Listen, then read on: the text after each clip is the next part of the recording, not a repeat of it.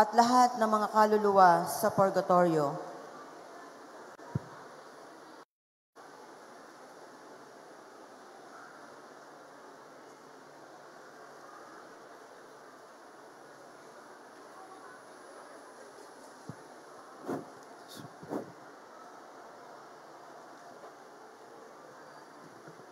Ang mangunguna po sa ating banal na misa ngayong hapon ay si Father Carlo Caluso.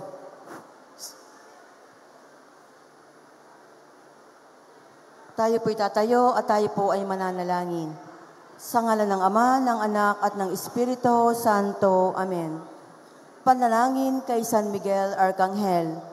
O makapangyarihang prinsipe ng kalangitan, San Miguel, kami nagmamakaawa na tuwinay ilayo at ipagsanggalang kami sa lahat ng pakikipaglaban sa tukso araw-araw sa mundong ito. Tulungan mo kaming mapagtagumpay ang lahat ng kasamaan at pahatagin kami upang maihayag ang aming pananampalataya at katapatan sa makapangyarihang Diyos kasama ang mga anghel at banal sa langit. O San Miguel, ipamagitan mo kami kasama ng Birheng Maria upang makamit ang mga sumusunod na kahilingan. Banggitin po natin ang ating mga kahilingan.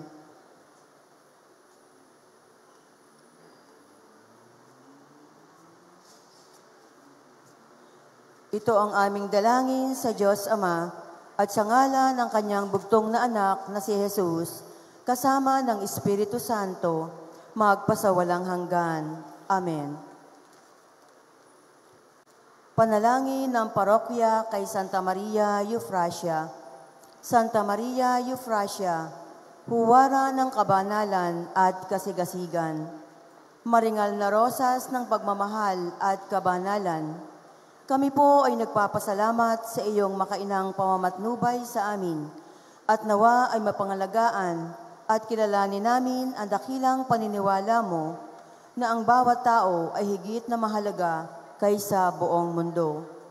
Patuloy po kaming humihingi ng iyong panalangin at paggabay bilang isang sambayanan ng Diyos na lalo naming mapagtagumpayan ang lahat ng pagsubok at hamon sa buhay nang may masiglang pananampalataya, matatag na pag-asa at maalab na pag-ibig. Sa pamamagitan ng kamahal-mahalang puso ni Jesus at kalinis-linisang puso ni Maria, tulungan mo kami na matularan namin ang iyong halimbawa na walang pinagtutuunan ng pansin, kundi ang magmahal sa kapwa, lalo't higit sa mga maralita at nangangailangan na mapagligtas na pagmamahal ng Panginoon, ang mabuting pastol. Sa diwa ng pagpupuri at pasalamat sa Diyos, tulungan mo kami na maisakatuparan ang mga gawain na magbibigay lugod sa Diyos at sa aming kapwa-tao. Ipagkaloob mo sa amin ang biyaya na lalo naming mahalin at paglingkuran ang aming parokya. Gayon din, manatili kaming kaisa ng parokya sa mga gawaing maghahatid sa amin sa buklod ng pagkakaisa at pagmamahalan bilang isang simbahan. At sa wakas, ay makamta namin ang walang hanggang kaligayahan at kaharian ng Diyos. Amen. Panalangin para sa kapayapaan sa mga bansang may digmaan. Ama naming makapangyarihan, sinasamba ka namin.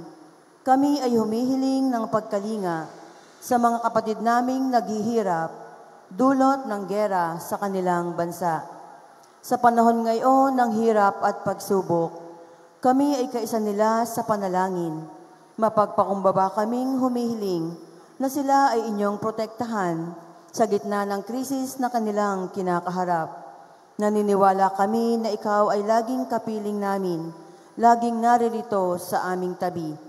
Idinadalangin namin na maantig ang puso ng mga leader ng mga bansang ito, upang sila mismo ang gumawa ng hakbang upang itigil na ang kanilang pamahalaan ang sinimulang digmaan.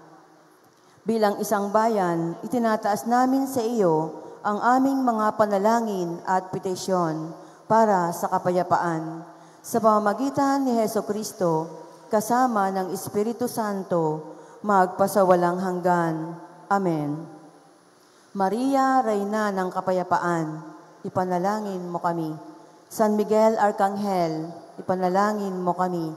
Santa Maria Euphrasia, ipanalangin mo kami. Sa ngalan ng Ama, ng Anak, at ng Espiritu Santo. Amen. Magsiupo muna po.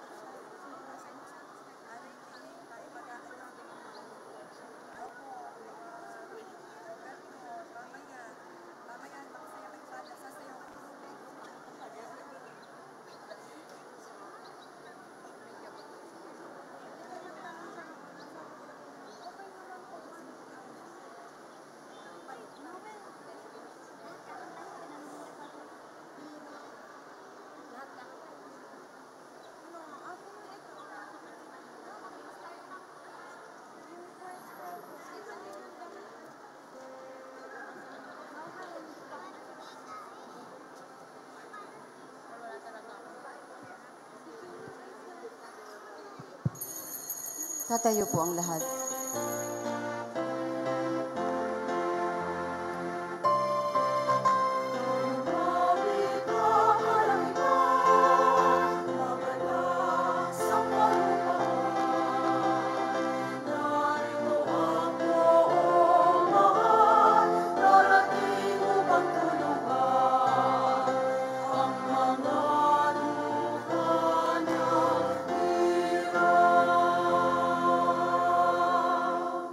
Sa ngalan ng Ama at ng Anak at ng Espiritu Santo. Amen. Ang pagpapala ng ating Panginoong Hesukristo, ang pag-ibig ng Diyos Ama, at ang pakikipagkaisa ng Espiritu Santo naway sumainyong lahat. At sumaiyo rin. Magandang hapon po sa inyong lahat. Magandang hapon din po, Father. Tayo ay masayang nagkakatipon-tipon sa pagdiriwang ng banal na misang ito upang magpasalamat sa Diyos sa lahat ng biyayang ating tinatanggap. At gayon din naman, lumuluhog tayo sa Kanya para sa ating mga kahilingan at ng paghingi na rin ng ating awa at kapatawaran. Kaya naman sa pasimula ng ating banal na pagdiriwang upang tayo maging marapat gumanap, aminin natin at pagsisihan ang ating mga nagawang kasalanan. Inaamin ko sa makapangyarihang Diyos at sa inyong mga kapatid na lubha akong nagkasala sa isip, sa salita at sa gawa, at sa aking pagkukulang, kaya isinasamo ko sa mahal na Birheng Maria, sa lahat ng mga anghel at mga banal, at sa inyo mga kapatid, na ako'y ipanalangin sa Panginoong ating Diyos. Kaawaan tayo ng makapangyarihang Diyos, patawarin tayo sa ating mga kasalanan, at patnubayan tayo sa buhay na walang hanggan. Amen.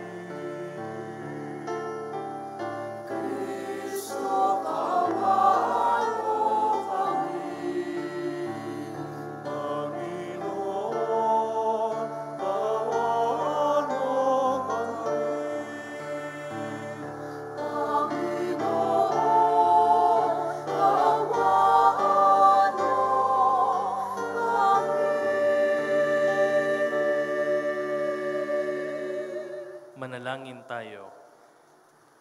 Ama naming makapangyarihan, niloob mong sa pagdating ng iyong anak ay matubos ang sangkatauhang nakita mong sa kamatayan na sadlak. Ipagkaloob mong ang mga nagdiriwang sa kanyang pagkakatawang tao ng may kapakumbabaan at katapatan ay maging dapat na makasalo sa manunubos naming ito na siyang namamagitan kasama ng Espiritu Santo magpasawalang hanggan. Amen. Magsiupo po ang lahat.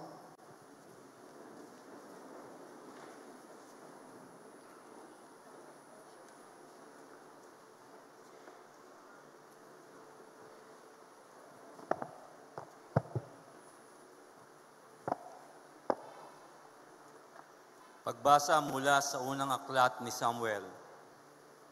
Noong mga araw na iyon, nang maawat na si Samuel, dinala siya ng kanyang ina sa templo sa Silo. Nagdala pa siya ng isang torong 3 taon, 36 na litrong harina at isang pitsel ng alak. Nang may handog na ang baka, dinala nila kay Eli ang bata. Sinabi ni Ana, "Kung natatandaan ninyo ako po yung babaeng tumayo sa tabi ninyo noon at nanalangin sa Panginoon. Idinalangin ko sa kanya na ako'y pagkalooban ng anak at ito po ang ibinigay niya sa akin. Kaya naman po, inihahandog ko siya sa Panginoon upang maglingkod sa kanya habang buhay." Pagkatapos nito, nagpuri sila sa Panginoon. Ang salita ng Diyos. Salamat sa Diyos. Ang salmo po ay aawitin.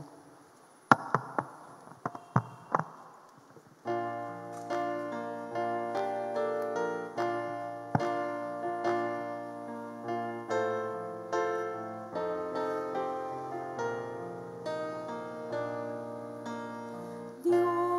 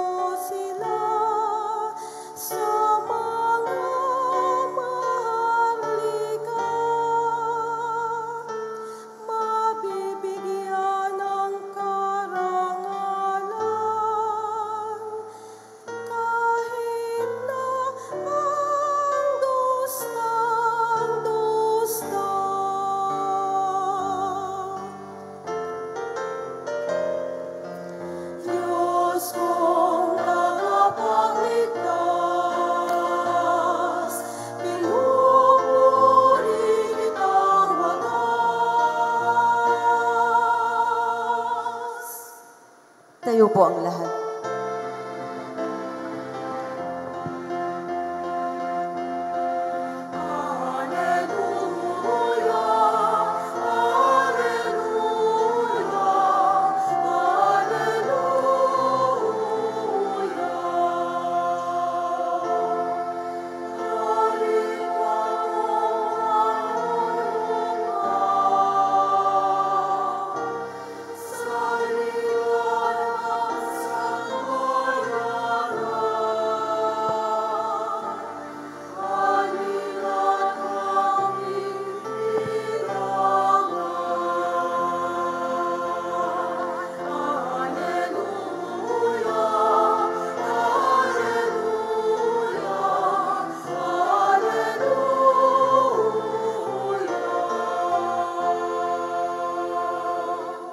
Sumainyo ang Panginoon. At sumaiyo rin. Ang mabuting balita ng Panginoon ayon kay San Lucas. Papuri sa iyo, Panginoon.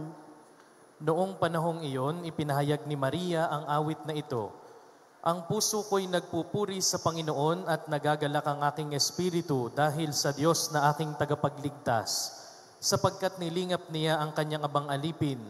At mula ngayon ako'y tatawaging mapalad ng lahat ng salinlahi, dahil sa mga dakilang bagay na ginawa sa akin ng makapangyarihan, banal ang kanyang pangalan. Kinahahabagan niya ang mga may takot sa kanya sa lahat ng salit-saling lahi. Ipinakita niya ang lakas ng kanyang mga bisig. Pinangalat niya ang mga palalo ang isipan. Ibinagsak niya ang mga hari mula sa kanilang trono at itinaas ang mga nasa abang kalagayan. Binusog niya ng mabubuting bagay ang mga nagugutom at pinalayas niyang wala ni anuman ang mayayaman.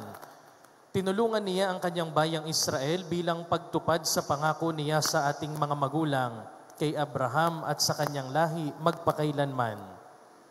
Nanatili si Maria kina Elizabeth ng may 3 buwan at saka umuwi. Ang mabuting balita ng Panginoon. Pinupuri ka namin, Panginoong Jesucristo. Tayo po'y magsiupo.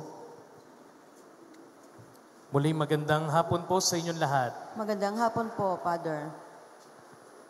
Batiin niyo muna hong inyong katabi at inyong ngitian. Magandang hapon.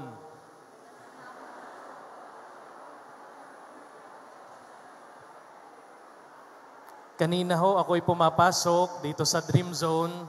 Pinagmamasdan ko ang inyong mga muka. Ngayon ay Adbyento at magpapasko, pero marami sa inyo mukhang Biyernes Santo at nakasimangot na. Ano ho, tayo ay dapat masaya at nagagalak dahil ang ating ipinaghahanda at hinihintay na darating ay hindi buwisita, kundi bisita. At ang bibisita sa ating mga buhay ay walang iba kundi ang Diyos. Kaya dapat tayong magsaya. Ngayon ho ay 8 araw na ng simbang gabi. Sino ho dito ang nakaka8 araw na? Taas ang kamay. Ba, marami-rami din. Palakpakan ninyo ang inyong mga sarili. Makakakumpleto. At sa mga hindi naman makakumpleto, wag ho kayong mag-alala. Hindi naman ibig sabihin na kulang ang inyong simbang gabi. Pagdating ng Pasko ay kulang din ang biyaya ng Diyos sa inyo. Hindi. Dahil ang Diyos kapag nagbibigay ng biyaya sa atin, hindi siya marunong magbilang. Ang Diyos kapag nagpapala, hindi siya nagbibilang. Dahil kung nagkataong ang Diyos ay nagbibilang, baka tayo ay kulang-kulang lagi sa biyaya at pagpapala.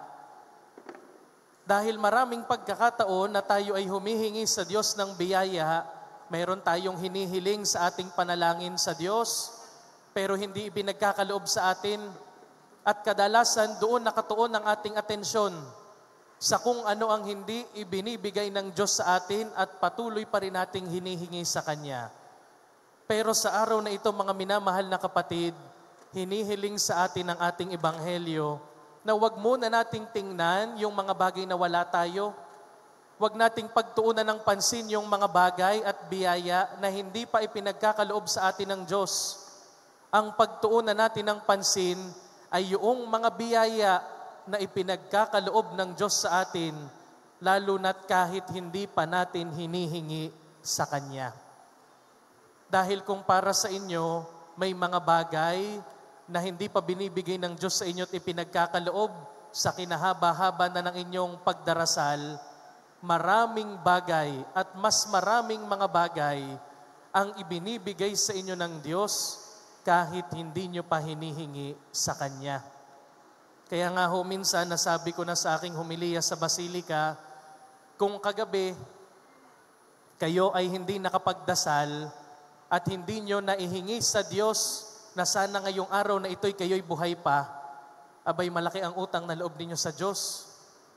Dahil pinagkakalooban pa rin tayo ng buhay kahit na hindi natin hinihingi sa Kanya. Pinagkakalooban tayo ng mga biyaya, maliliit man o malalaki, kahit hindi natin hinihingi sa Kanya. Kaya naman bilang tanda na tayo ay biniyayaan ng Diyos, dapat tayo para sa ating kapwa, biyaya at pagpapala din ng Diyos. Kaya tingnan nyo uli ang inyong katabi. Mukha bang biyaya ng Diyos? O mukhang Diyos ko po? Biyayang ito.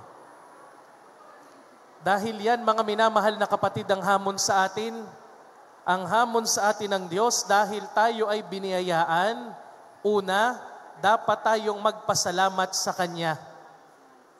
Magpasalamat sa Diyos. Kaya kung paanong tayo ay namamanata ngayong mga simbang gabi at misa de Gallo, na kung paanong pinipilit nating kumpletuhin ito para daw ipagkaloob ng Diyos yung hinihingi natin sa Kanya, sana kung ano yung commitment natin araw-araw sa simbang gabi, maging commitment din natin linggo-linggo sa pagsimba at pagpapasalamat sa Kanya.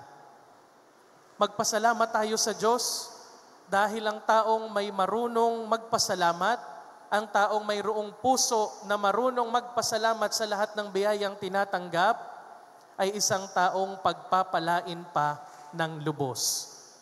Ating pakatatandaan, ang taong nagpapasalamat sa biyayang tinatanggap ay pagpapalain pa ng Diyos ng lubos ng siksik, liglig at umaapaw pa. Kaya kung paanong tayo ay binibiyayaan, dapat tayo'y maging biyaya din sa ating kapwa.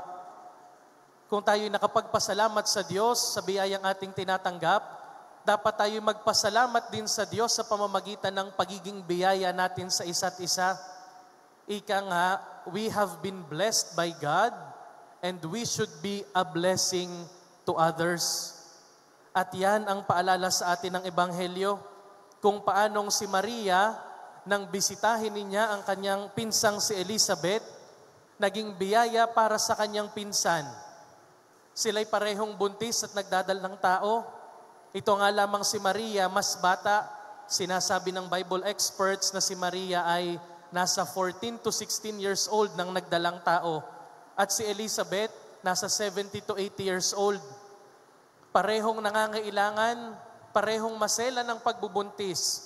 Pero itong si Maria, she went out of her comfort zone just to go to her cousin Elizabeth and help her. Isang taong nangangailangan, tutulong sa isa pang taong kapwa nangangailangan.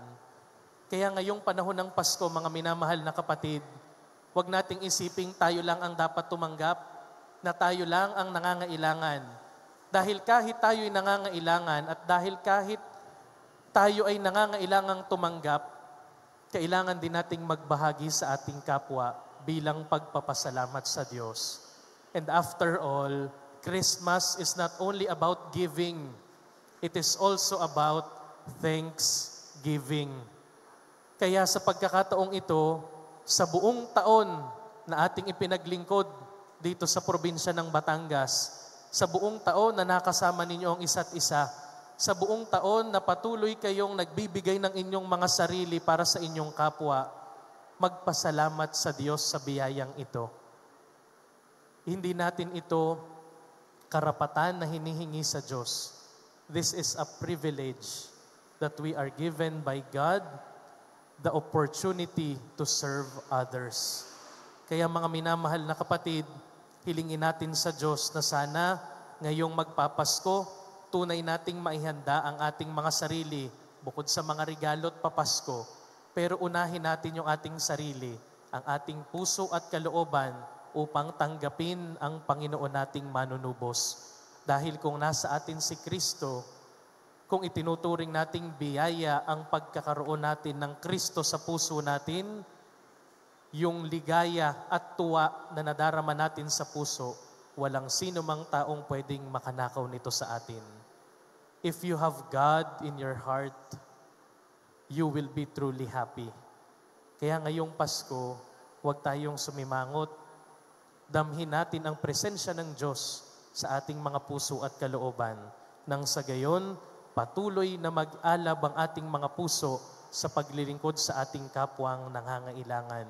Patuloy ang ating puso sa pag-alab para makapaglingkod pa sa bayan nating itong lalawigan ng Batangas. Patuloy tayong nagmamahal sa ating kapwa, patuloy na naglilingkod dahil ito ay tanda ng pagpapala ng Diyos na laging lubos. Amen? Kaya hamon sa atin sa araw na ito, we have been blessed and now we should be a blessing to others. God bless po sa ating lahat. Magstayo po ang lahat. Mga kapatid, kalakip ang buong pag-asa sa Diyos na ating mapagmahal na Ama. Dumalangin tayo sa Kanya upang hingin ang mga biyayang nais nating maipagkaloob sa ating sambayanan. Ang ating itutugon, Panginoon, dinggin mo kami. Panginoon, dinggin mo kami.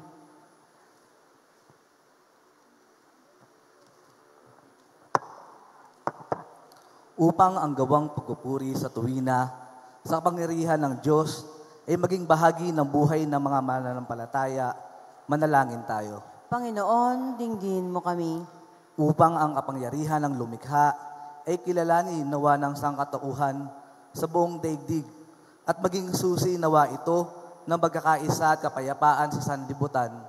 Manalangin tayo. Panginoon, dinggin mo kami. Upang ang awa at pagkalinga ng Diyos ay may pagkaloob niya sa mga taong aba, dukha at salat sa anumang yaman, manalangin tayo. Panginoon, dinggin mo kami. Upang ang pagpupuri at pagkilala sa kapangyarihan ng Diyos ay konkreto nawang makita sa pamumuhay ng mga angkan sa ating parokya at pamayanan, manalangin tayo. Panginoon, dinggin mo kami.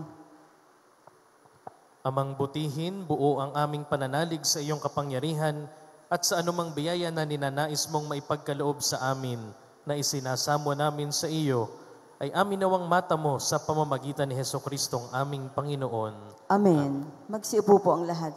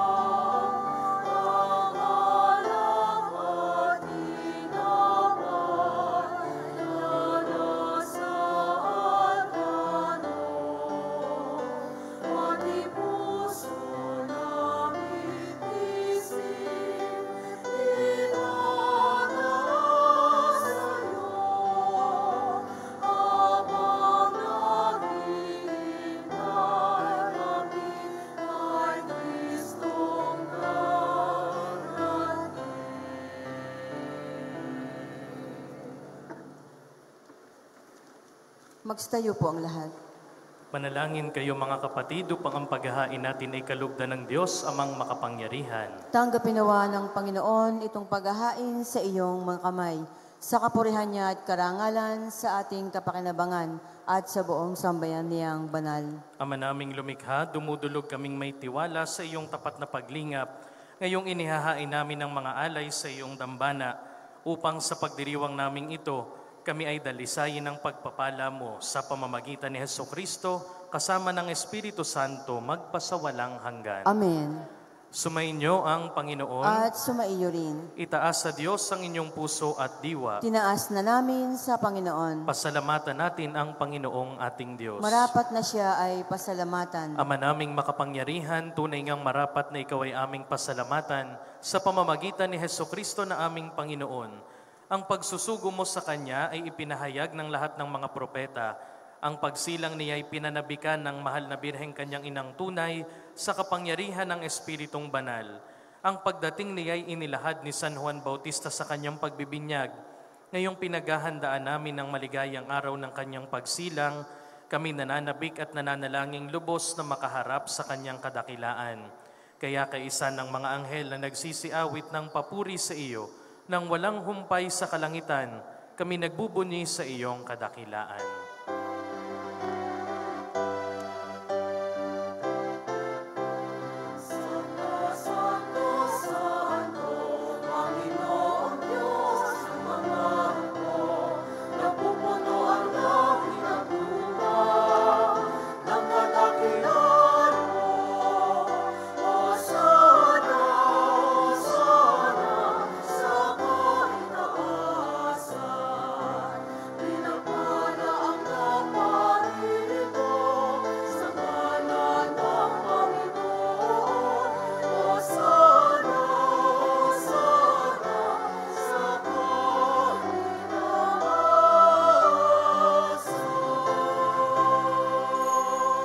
Manatili po tayong nakatayo ng may paggalang. Ama naming banal, ikaw ang bukal ng tanang kabanalan, kaya't sa pamamagitan ng iyong Espiritu gawin mong banal ang mga kaloob na ito, upang para sa amin maging katawan at dugo ng aming Panginoong Hesukristo. Bago niya pinagtiis ang kusang loob na maging handog, hinawakan niya ang tinapay, pinasalamatan kaniya, pinaghati-hati niya iyon, iniabot sa kanyang mga alagad at sinabi, "Tanggapin ninyong lahat ito at kanin. Ito ang aking katawan na ihahandog para sa inyo."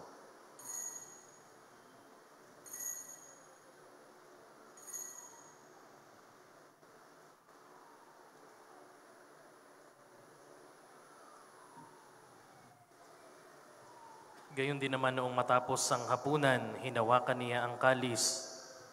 Muli kaniyang pinasalamatan, iniabot niya ang kalis sa kanyang mga alagad at sinabi, "Tanggapin ninyong lahat ito at inumin. Ito ang kalis ng aking dugo ng bago at walang hanggang tipan. Ang aking dugo na ibubuhos para sa inyo at para sa lahat sa ikapagpapatawad ng mga kasalanan. Gawin ninyo ito sa pag-alaala sa akin."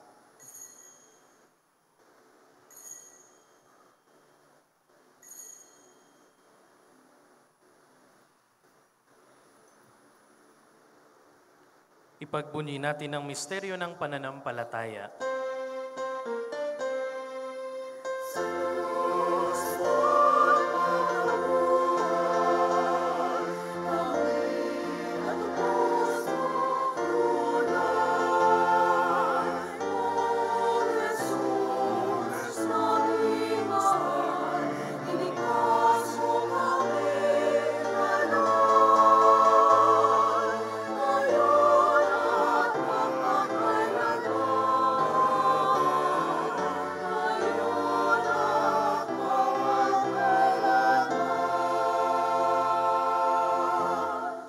Ama, ginagawa namin ngayon ang pag-alala sa pagkamatay at muling pagkabuhay ng iyong anak, kaya't iniaalay namin sa iyo ang tinapay na nagbibigay buhay at ang kalis na nagkakaloob ng kaligtasan. Kami nagpapasalamat dahil kami iyong minarapat na tumayo sa harap mo para maglingkod sa iyo. Isinasamo namin kaming magsasalo-salo sa katawan at dugo ni Kristo ay mabuklod sa pagkakaisa sa pamamagitan ng Espiritu Santo. Ama, lingapin mo ang iyong simbahang laganap sa buong daigdig. Puspusin mo kami sa pag-ibig, kaisa ni Francisco na aming Santo Papa, at ni Gilbert na aming Obispo at ng Tanang Kaparian. Alalahanin mo rin ang mga kapatid naming nahimlay ng may pag-asang sila'y muling mabubuhay, gayon din ang lahat ng mga pumanaw. Kaawaan mo sila at patuloyin sa iyong kaliwanagan. Kaawaan mo at pagindapatin kaming lahat na makasalo sa iyong buhay na walang wakas. Kaisa ng mahal na Birheng Maria na ina ng Diyos, kasama ni San Jose na kanyang esposo, kaisa ng mga apostol at ng lahat ng mga banal na namuhay dito sa daigdig ng kalugod-lugod sa iyo, may pagdiwang nawa namin ng pagpupuri sa ikararangal mo sa pamamagitan ng iyong anak na aming Panginoong Hesukristo. Sa pamamagitan ni Kristo, kasama niya at sa Kanya, ang lahat ng parangal at papuri ay sa iyo, Diyos Amang makapangyarihan, kasama ng Espiritu Santo, magpasawalang hanggan.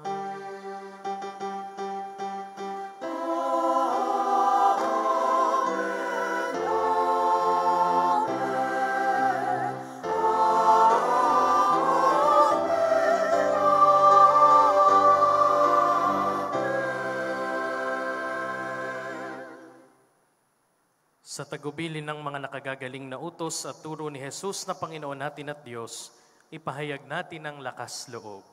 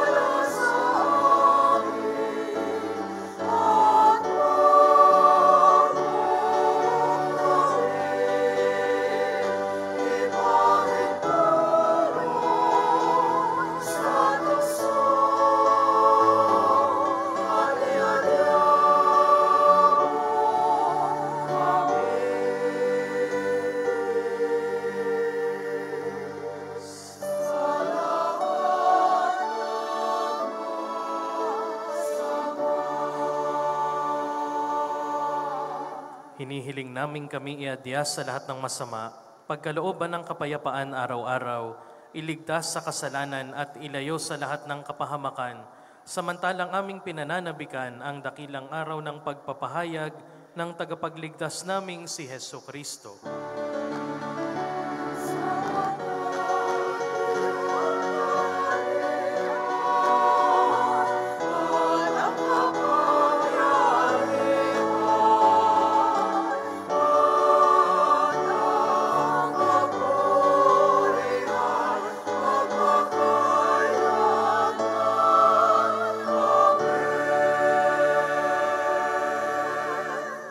Panginoong Hesukristo, sinabi mo sa iyong mga apostol, kapayapaan ang iniiwan ko sa inyo, ang aking kapayapaan ang ibinibigay ko sa inyo.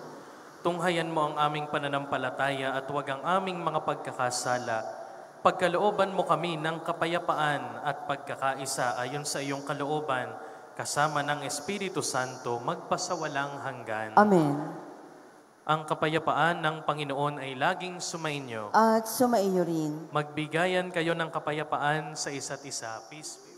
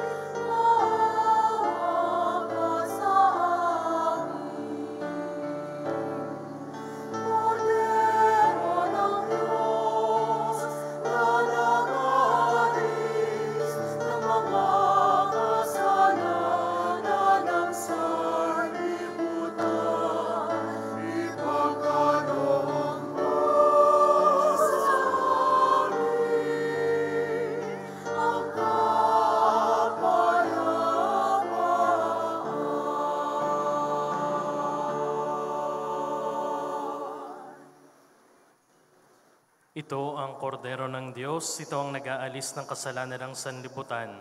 Mapalad ang mga inaanyayahan sa kanyang piging. Panginoon, hindi ako karapat-dapat na magpatuloy sa iyo. Ngunit sa isang salita mo lamang ay gagaling na ako.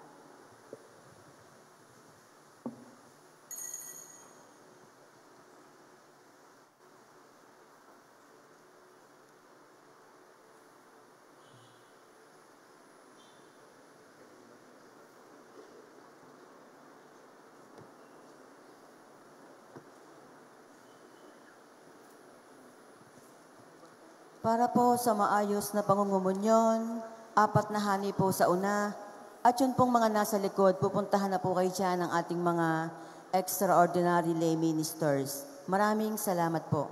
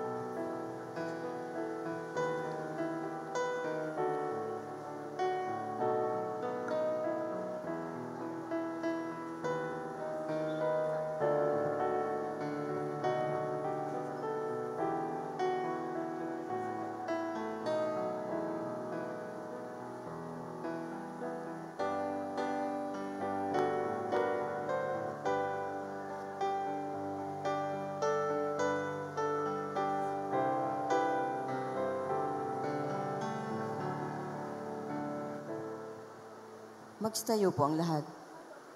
Manalangin tayo. Ama naming mapagmahal, kaming iyong palakasin sa aming pakikinabang upang kami makasalubong sa dumarating naming tagapagligtas ng may gawang karapat-dapat para maiharap sa ikapagkakamit namin ng pagiging kabilang sa mga mapalad sa pamamagitan ni Hesukristo kasama ng Espiritu Santo magpasawalang hanggan. Amen. Magsiupo po sandali. Maraming salamat po sa mas sponsor ngayong hapon, ang mga taga-Provincial Assessor's Office sa ilalim ng pamumuno ni Engineer Eduardo Cedo Jr. Bukas naman po ang ating mas sponsor ay ang Provincial Planning Office, PPPDO. Muli po kami ay nagpapasalamat sa pagkakaroon muli ng ikalawang taon ng pagdiriwang ng Simbang Gabi na isinasagawa dito sa Regina Mandanas Memorial Dream Zone sa ating minamahal na Gobernador Hermelando I. Mandanas, Vice Governor Mark Libiste at lahat ng mga bukal, Chief of Staff Maria Isabel Bihasa, sa lahat po ng mga department heads, assistant department heads, at sa lahat ng mga kawani ng lalawigan ng Batangas. Magkakaroon po muli tayo ng pamaskong handog para sa ating mga nangangailangang kapatid.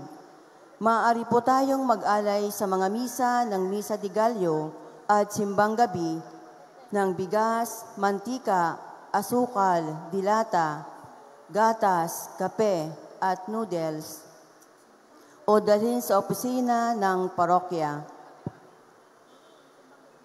Atin pong pasalamatan ang nanguna sa ating banal na misa, si Reverend Father Juan Carlos Coloso.